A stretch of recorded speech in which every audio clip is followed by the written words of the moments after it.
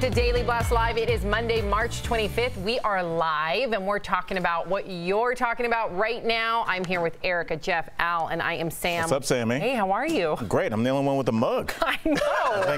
I guess you're special today. Just saying, I think our boss Bird is trying to tell you guys something. I'll just read into it if you want. Al gets a drink. You guys don't. Okay, we will read into that. Sad, thirsty co-host. You better believe I will read into it. Well, there is a lot of reaction pouring in today after a summary of the Mueller report was released yesterday from the Attorney General, saying the investigation concluded and there is no evidence the Trump campaign conspired or coordinated with the Russian government. The Attorney General also cleared Trump of obstruction of justice, although the Mueller report does not go that far.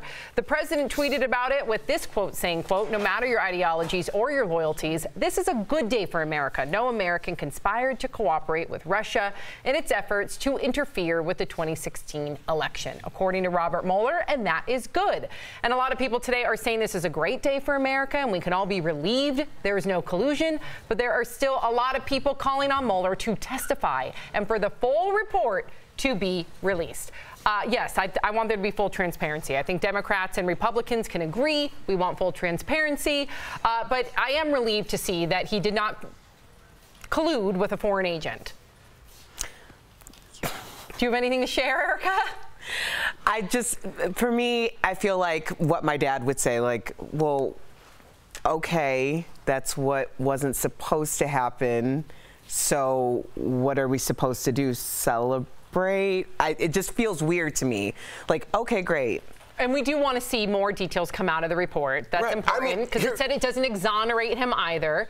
Here's the thing. It's over. Okay, it's over. Everyone, it's over. Move on with your lives. Okay, everyone's waiting for something to come out. It didn't come out. It is a great day for America. We didn't collude. Let's move on with our lives. Well, not only do we need to move on, Jeff, I think we need to take a look back at that election because even though there was no collusion with the United States and Russia, let's be honest with ourselves, Russia did interfere with our election. We found that out. And it worked. They were using bots. They were using, fake websites to cause anger and disconnect with the country. Cambridge Analytica did the exact same thing with Brexit, and that we saw how that worked out for them as well. So I think if we go back and we look at how easily that we are hacked and put against each other, whether it was a collusion or not, I think that's the thing that we should focus on now. I think that's important. In the days of the internet, you can affect people's votes. Oh, yeah, absolutely. It is a weapon. Yes. Yes, it is.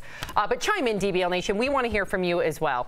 A cruise ship in chaos is being investigated right now, and you've got to see this video. Hundreds of passengers had to be airlifted to safety after the ship's engines failed on Saturday. One person on board captured some very dramatic video showing a woman struggling to keep her balance as the ship is tossed about. Ceiling tiles actually fall on her. In another video, you can see chairs and other furniture dangerously rolling from side to side. Rescue workers rushed to evacuate more than 1,300 passengers and crew members. You can see them all gathered together wearing life vests. One man aboard described the scene to GMA. Watch. When we started sliding around the dining room and windows were flying open and glasses breaking, that's when we knew that this was serious and it was not something that was going to turn out well. Is it one? And today, Norwegian officials say they are investigating why the cruise ship set sail despite storm warnings. Our very own Al Jackson spent many a days on a cruise ship because he used to perform on them. Yes, I've probably done over 100 cruises. Okay, so if there were storm warnings, why the heck did this cruise ship go when there was 26-foot waves? That's I can't speak for that company, but I do know that they do tell people sometimes ahead of time if they're expecting rocky seas. Like the passengers they tell? Right, they do tell you, but a lot of people go because they've already blocked off this time and those tickets are already bought and purchased, and I'm sure somebody was like, hey, it's going to be rough for a couple hours, we can probably power through this. Al, that looks like the Titanic. Yeah, I'm looking at that and I'm just like, I know being a comic, they'd be like, the dancers can't go on, do you have any jokes? So like as a comic, I know the comic on board is like, man, I got to go up and do a new set. So yeah, it's sad and it's scary, but I mean, it's Mother Nature, and I mean, 98% of cruises, there's none of that. But I've been on some very, very, very rocky cruises. Not to that extent, but to the point where they've canceled everything and they tell people to stay in their cabins. I don't want to go on a cruise now. Eric, have you been on a cruise? Yeah, actually, I took the same cruise at different times of the year. And the time that I took it, once in February and once in like April, and it was substantial. substantially different because of how rocky the seas were.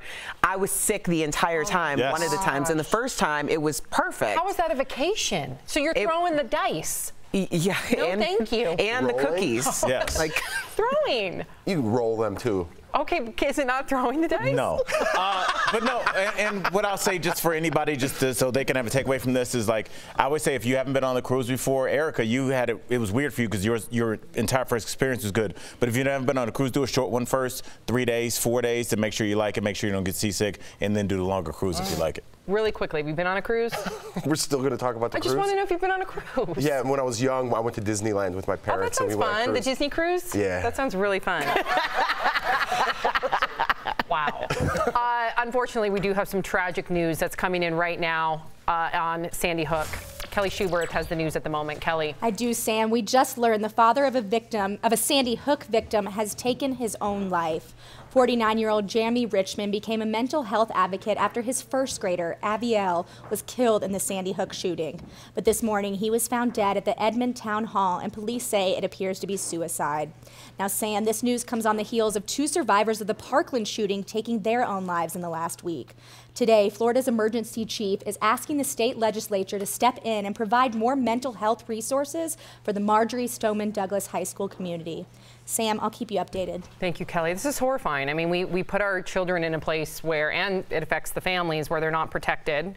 And then we don't have enough mental health resources to further protect them. And I looked into it. And unfortunately, at Marjorie Stoneman Douglas High School, they have some counselors available, but it's not regimented, it's not thorough, it's not more outside of the school grounds. So we have failed these individuals. I think that survivor's remorse is something that we don't talk much about. And a lot of people suffer from survivor's remorse and have a very hard time carrying on because there's a sense that why me or why them, not me. So I think that that's something that people should start to have a conversation about too, because there are a lot of people who are suffering. Yeah, the web is wide. And let's not forget that we sat back and let people like Alex Jones attack these families for years. Yeah. For years, and create fake conspiracy, fake conspiracy theories that these people will still deal with. I'm sure they'll figure out a way to indoctrinate his suicide into their ideology. So just remember, like, your words mean something. And when you hear people being attacked, this is why we have to have legislation, because unfortunately, in the days of the internet and the days of people having a platform, you're going to see a lot of this. And we do have a full screen I want everybody to take a look at, because if you yourself are contemplating suicide, please, you are not alone. There are answers. There is help. So take a screen grab of this, write it down. Please, please, please make sure that you know that there is help out there. Lori Loughlin is getting some support from her Fuller House co-stars, Candace Cameron Bure and Jodie Sweetin took the stage at the Nickelodeon's Kids' Choice Awards. They accepted an award for Fuller House, and Candace seems to give a shout out to Lori Loughlin amid the college admission scandal. Watch. A loving family sticks together no matter what. They stick together through the hard times. They support each other, they encourage one another, they pray for each other, and they stand by their side no matter how tough it gets.